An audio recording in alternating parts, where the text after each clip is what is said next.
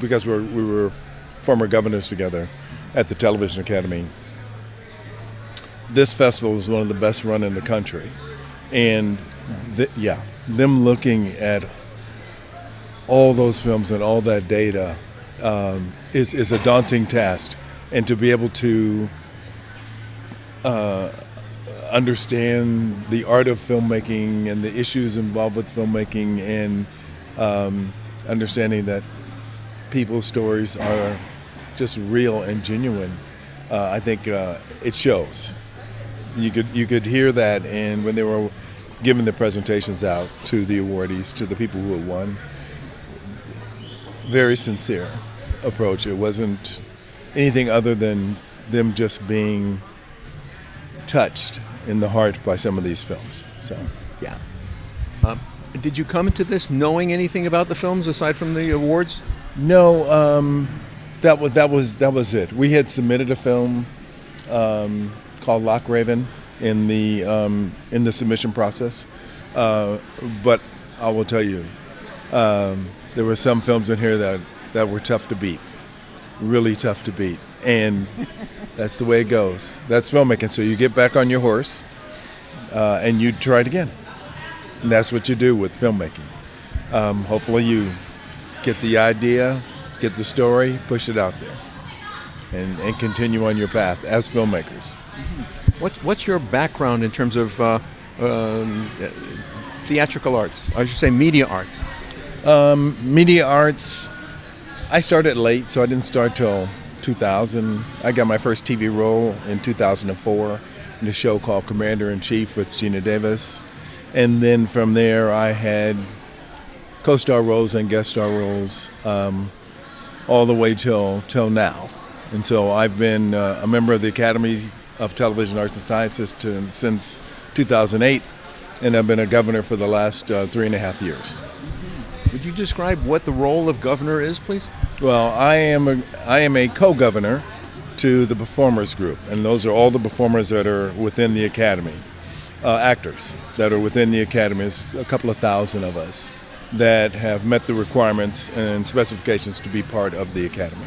And my job is to make sure that those voices, those 2,000 voices, are heard. If there are ways to improve what we do as actors with regard to Television Academy, we listen. We have a executive committee of 12, 14 people.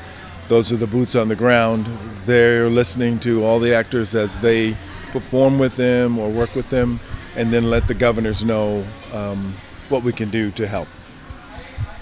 Do you represent the daytime Emmys and the nighttime Emmys and the technical Emmys? No, we represent just the primetime Emmys. There's another group, Natus, and they just had their children's Emmys today, actually. Yeah, they did. Daytime children's. Yeah. Now, what do you think about the idea of Netflix, as an example, taking all these awards that traditionally were? Is Netflix taking television Emmys or Motion Picture Academy Oscars?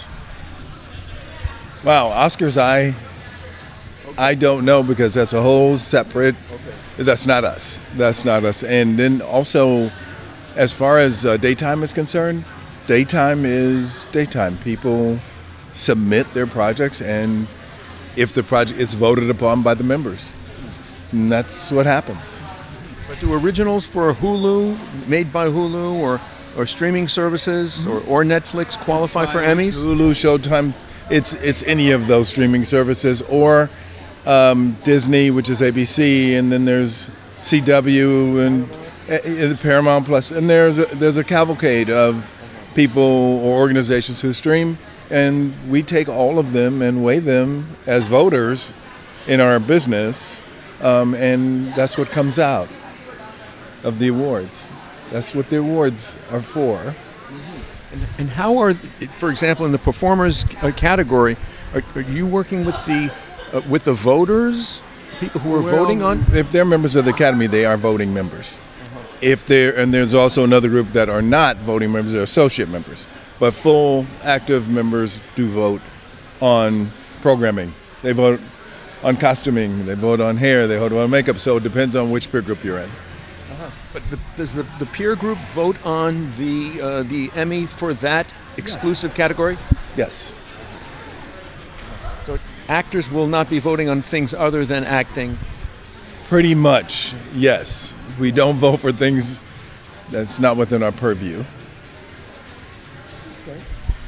And your category is called performers. It's actors. It is actors? It's performers, but the group is called performers. We are performers. We are actors within the Television Academy. So Gene Hackman recently passed away. Yes, and he is in just about every in memoriam show that showcases that. He will be in memoriam, and when we do the Emmys later on this year as well. I recently read that, I forget which film he did, but they shot his scenes all together, not in the chronological order of the movie. Mm-hmm. It can happen. It does happen that way sometimes. How do actors know their lines for if it isn't following a story? You got to put the work in. It's all written there in the script. It's written in the script. They have the whole script. It's not a surprise. Yeah, but you have to memorize it, though. And they've probably had it for months. Yeah. And yes, They've had it, yeah. you have to put the work in. They're not given that day. But you have to put the work in to understand your character. And that's how they do it. So would a late-night TV show host qualify for Emmys from your category? From the performers category, we do have hosts, but that's a different section. When you start talking about late night performers, I mean, it's not acting on television in the performers role, but we do have hosts. Because the public doesn't really get a sense of the memorization of lines. The work.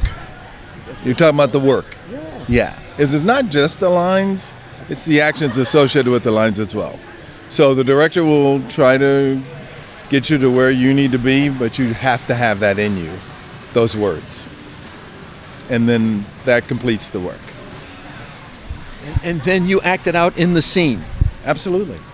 Yeah. Just like you do. Well, first of all, I'm off camera, and there you go. Sometimes that's the most crucial part, being off camera, because I have to respond to what you say.